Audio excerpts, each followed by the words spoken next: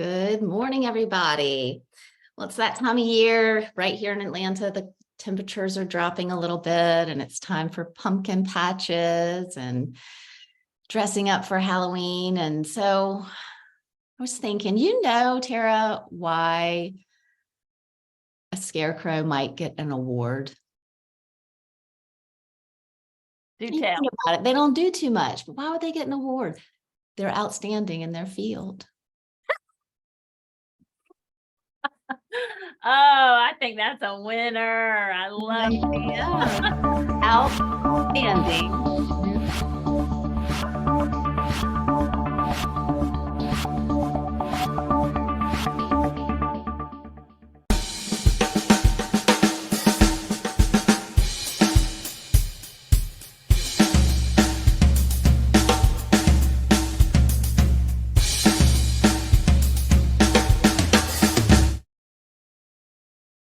Good morning, everybody. Welcome to Wednesdays on the Daily Huddle, where Tara and I talk about relationships and communication, because we know that better communication builds better relationships, better businesses, better families, and better communities.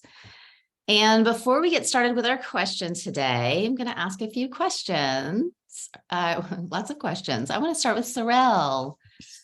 Sorrel, I would love to hear how you're doing and who you're going to hug today.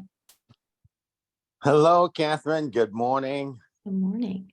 I am the way I say I am, Kathryn. And right now I am compassionate and powerful. And I'm going to virtually hug a friend whom I'm having a conference call with and who lives in New Jersey. And then I'm going to physically hug my beautiful wife, Susan. Lovely. Lucky lady. Thank you, Sorrel. And I want to ask Tara, because I want to know what you're grateful for and where are you?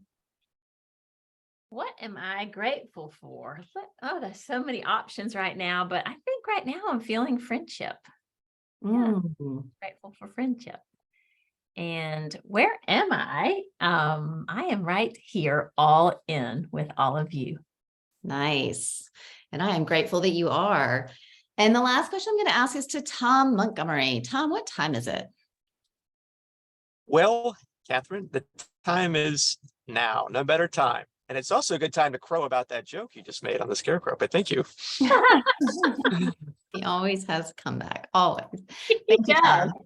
Yep, the time is now and we are here and we are the way we say we are. And today we are going to dive into a question that Tara and I have a lot to say about, which is things could be worse, but could they be better? And we started this because we get that a lot. Like things could be worse, like we hear that a lot. We say it to people a lot in general, and there's a place for that, I think. But Tara and I also want to call forward the place of, yeah, but are we settling? And could we not really look forward? And where do we step forward and make things better? So Tara, take us away on where you want to start with this, because there's so many places to go. Yeah, thank you. I've been thinking about this really all week and really, really excited to talk about it because I just feel like in one way or another, it affects all of us. And I'll tell you something interesting. Just last Friday night, there was a little neighborhood bonfire get together. And I walked down there. It was still light outside. It was early, like 5:30 or 6, and just chatting with somebody. I kept noticing this woman out of the corner of my eye. And I'm not super good about knowing my neighbors. I wasn't sure if I'd known her before, but the last thing I wanted to do was not say hello, especially if I did know her. So I walked over to her and I said, "Hi, my name's Tara." I said, "I think we've met before, but I'm just not so sure." And I wanted to say hello. And she said, "Hi, my name's Jennifer." She said, "I wouldn't know. I would want to let you know I'm visually impaired." And I said, "Oh, well, first thing I want to tell you is I'm gorgeous." And she said, "I can tell you are from your spirit." And someone that says something like that, it was like game on with rich conversation. So we started talking. And I don't really share a whole lot because I have a tendency to tell too much too soon, but just a little bit about a journey, and was telling her a little bit about Caroline and how we're trying to move her here. And at some point, she said something to me that made me sad. And she said, you know, if you put all your problems in a pile and you pile them up next to everybody in this neighborhood, you would pick your own problems right back up. And to me, that is the same thing as saying, oh, honey, it's okay. Things could be worse. And I don't love that mentality. I really don't love it for a couple reasons. I did that to my children, especially my youngest daughter growing up. Instead of letting her feel her pain and accept it, I think she could have released it a lot sooner had she said, yes, this hurts. Yes, this burns. Yes, this is hard. And, you know, you and I have talked about before that my particular journey with Caroline in particular, and watching her brain just slowly diminish over the years, I will never, ever get over that. So I want to take us to our question. Things could be worse, but could they be better? And here's where I believe, yes, they can be better. Because I have learned to take the struggles and take the pain, and rather than trying to beat them off and run from them and out exercise them and, you know, years ago out cigarette smoke them, I've learned to keep that pain with me. And I keep it like a little fuel, and it fuels me, and it gives me the ability to take the energy of that pain and turn it to good. But if I dismiss it, then I am constantly comparing my suffering to other people. I'm trying to fight it off so that I don't have terrible suffering. And for me, that's not the way to go.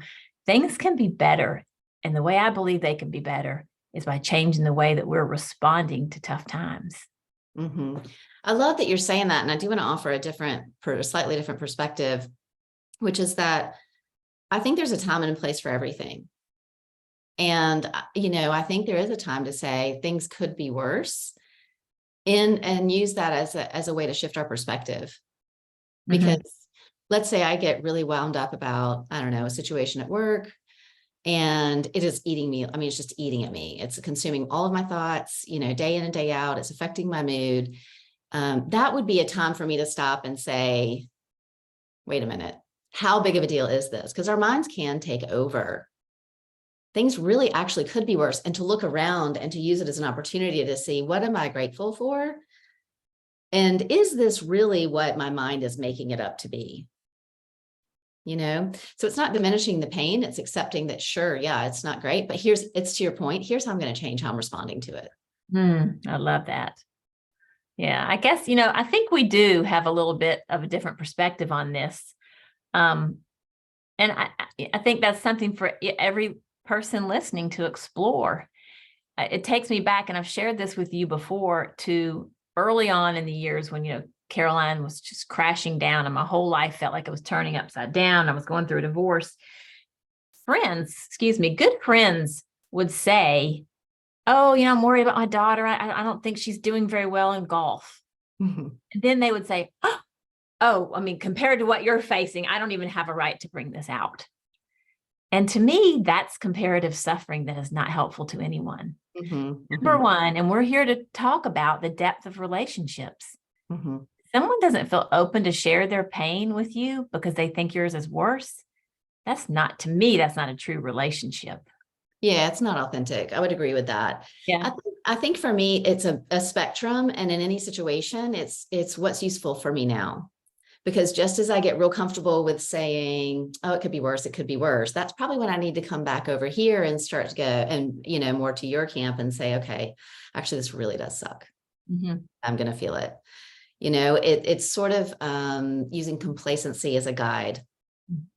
And I think that's where the question was born, is that where can we really, because is it complacency where we go, yeah, things could be worse, so I'm just going to stick it out. Things could be really worse. Really think about what people are suffering with. It could be worse. But actually, I could really take an opportunity to make a change in my life, or to have a difficult conversation with a person to make that relationship so much deeper and better. So it's really looking at where are we using complacency as an excuse. Yeah. Yeah.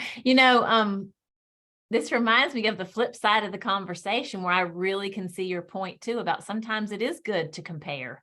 And so that we can have a sense of gratitude, because I also remember in my community, people saying to me, I thought I was having a tough time or feeling sorry for myself. And then I thought of you. And I was like, wow, thanks. And that used to offend me, but over time, I'm like, okay, I can own that. Like, my experience lets you feel like, wow, if she's dealing with that, I can certainly deal with that. So the mentality of comparing our suffering for it to give you courage and confidence and energy and strength, to me, that's winning. And I think that's a lot of where we go. It's,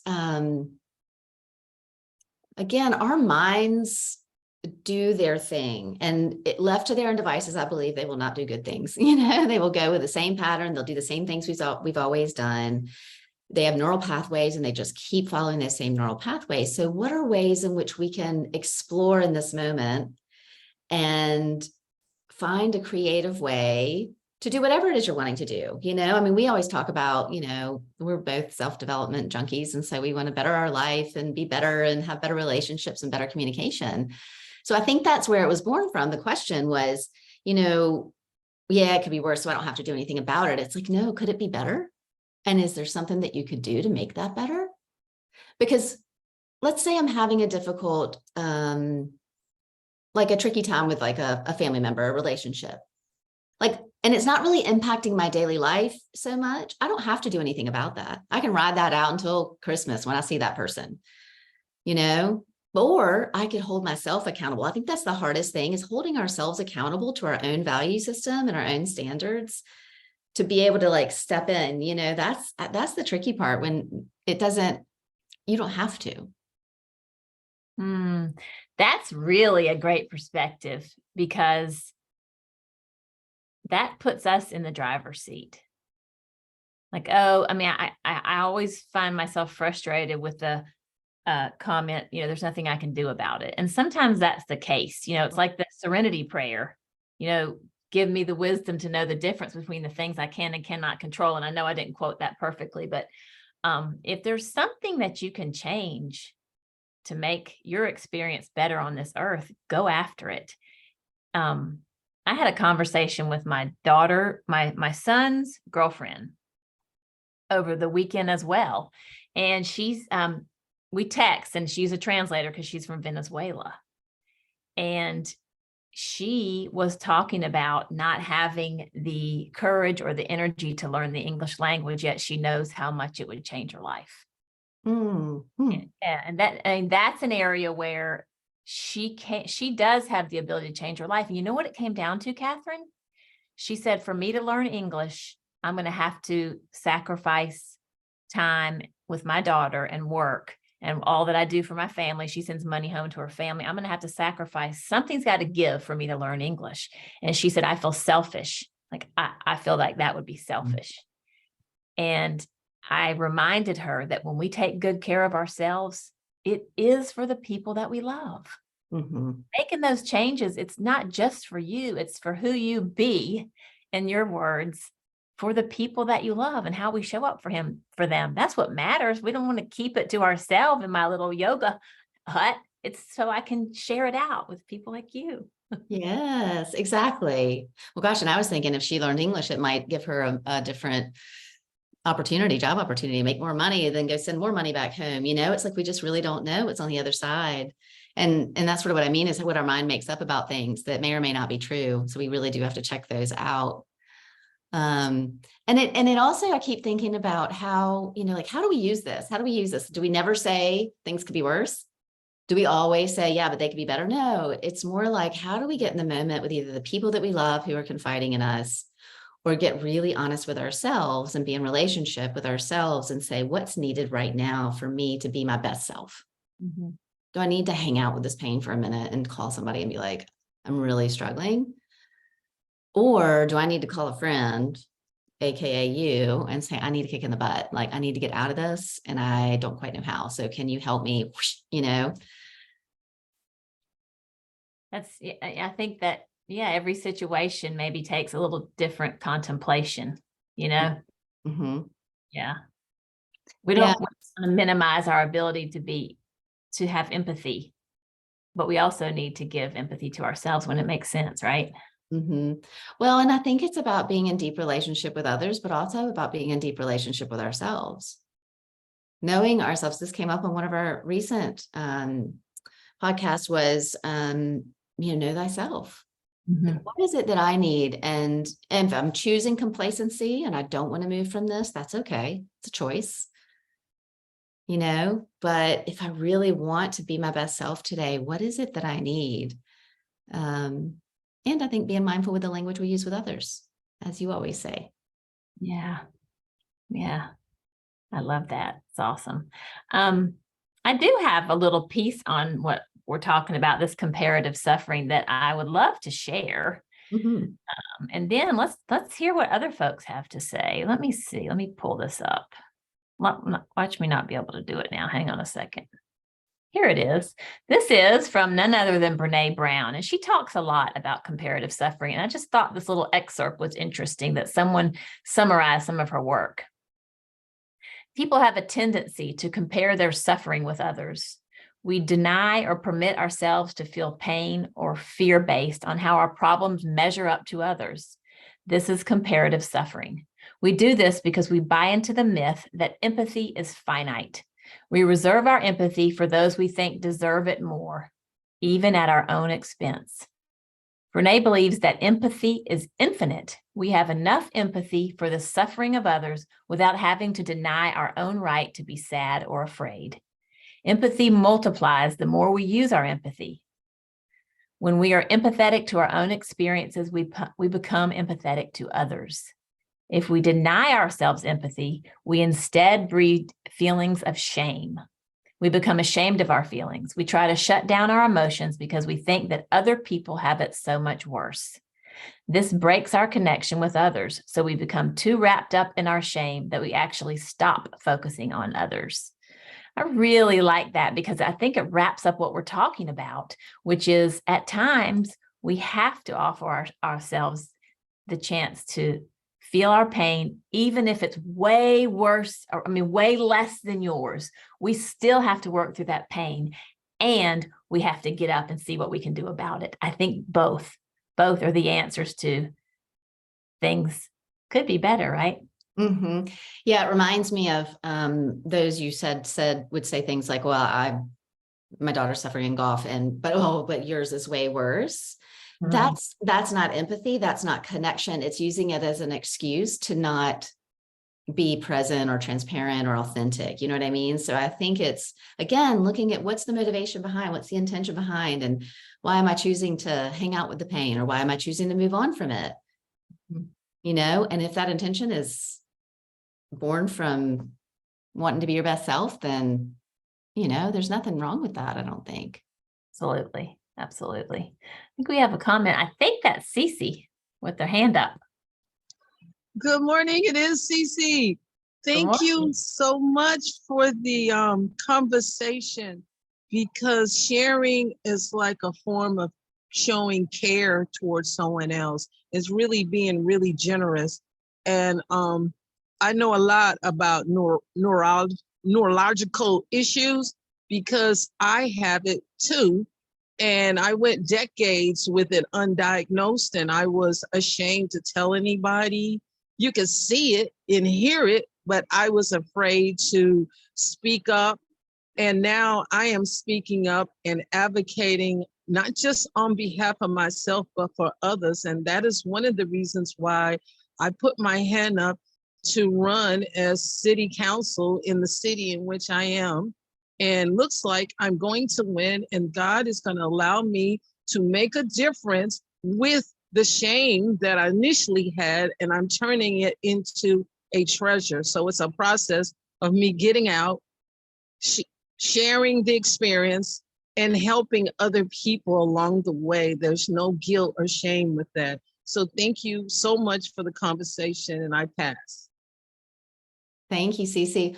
What I love about what you're saying is something that we haven't touched on directly, which is we can move on or we can take it, but like move, like how can that impact others? How can we use that as a platform for change, to really make a difference? So I love that. I think that's amazing. I would love to hear from Sorel, actually. I would love to hear your thoughts. You're very thoughtful about how you are and who you are as a person. So I'm curious what comes up for you when we talk about this. Oh, things could be worse, or could they be better? Thank you for calling on me. I do notice that Laura had her hand up, and then Tom also had her hand up. So thank you, Kathryn. What came up for me and made and has me really sad right now is the fact that my brother, my younger brother, when we were young, he was around 6 years old when he had his first epileptic seizure. And for years, myself and my parents, but now I'm speaking for myself, lived inside of this world. Oh my God, we want things to be better. So I compared his ability to be, to study, despite which for him were numbed because of all the medication he had to take, the seizures under control. And for me, it was like I couldn't be with my brother. I couldn't be happy with my brother. I couldn't enjoy my brother until that went away. So when I hear it could be better, I'm reminded of that. Well, there's some things that won't be better in terms of like them changing from the way they are. And so what saved us as a family and gave us the opportunity to really fall in love with my brother just the way he is to get that things are just the way they are. And I get to bring myself just the way I am, sad, discouraged, to that situation, and just be with it. So the other piece I love about what you're creating, Tara and Kathryn, is that sometimes it's just fine to be in life just the way life is, just the way I am, being with my sadness, being with my happiness, being with whatever there is. So I hear things could be worse. Maybe they could be better. And also hear things are just the way they are. And I am just the way I am right now. And if I could just be with that, maybe there's a possibility for enjoying the things just the way they are. That's great. Thank you, Sorel. Thank you for sharing that. So shout out to my brother.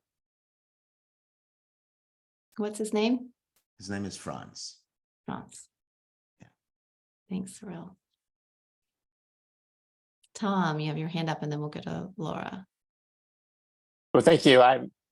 It's unfortunate I have to go after Sorel. Always so thoughtful.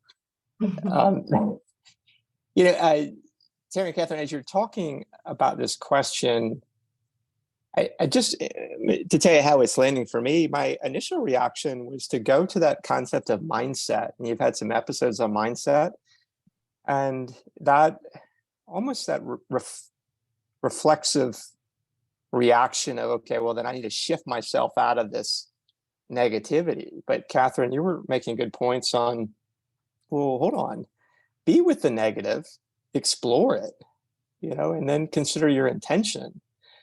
And then, Tara, as you were then saying, but you still want to be mindful that at some point you can make a difference for yourself and you can move yourself forward.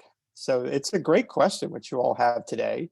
And then, as I think back to some of these other really important themes that you brought out in other episodes, it's really insightful for me to tie that back and then combine with what you're both saying yeah, it's very good. So thank you.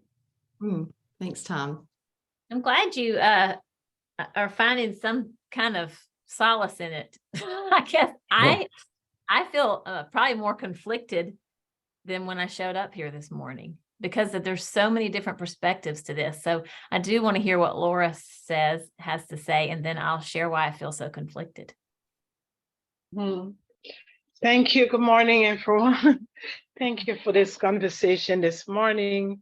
Thanks to Cece for bringing up neurological condition. I wasn't on when you started, but she triggers me because I too have some neurological condition as carpal tunnel syndrome. And all of this I know is coming from pain. I had shared in the chat that sharing and being vulnerable with my pain, with other people who does the same with me, creates a bonding, because I know they understand, they're compassionate. Whereas when I share my pain story with others and I'm brushed off, it really, triggers me. So much so sometimes I just keep my mouth shut.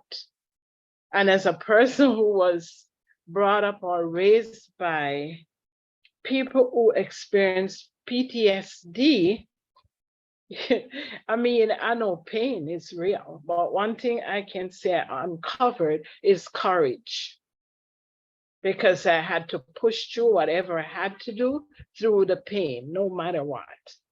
So I really want to thank you, and just thank you, and Sariel, just love, sending you love, sending friends love. Ashe, I'm complete. Thank you. That's such a beautiful reminder, Laura. And I think we've all lived this to be true, that when we share from a vulnerable place, it opens up a space for the person we're sharing with to do the same. And that creates bond.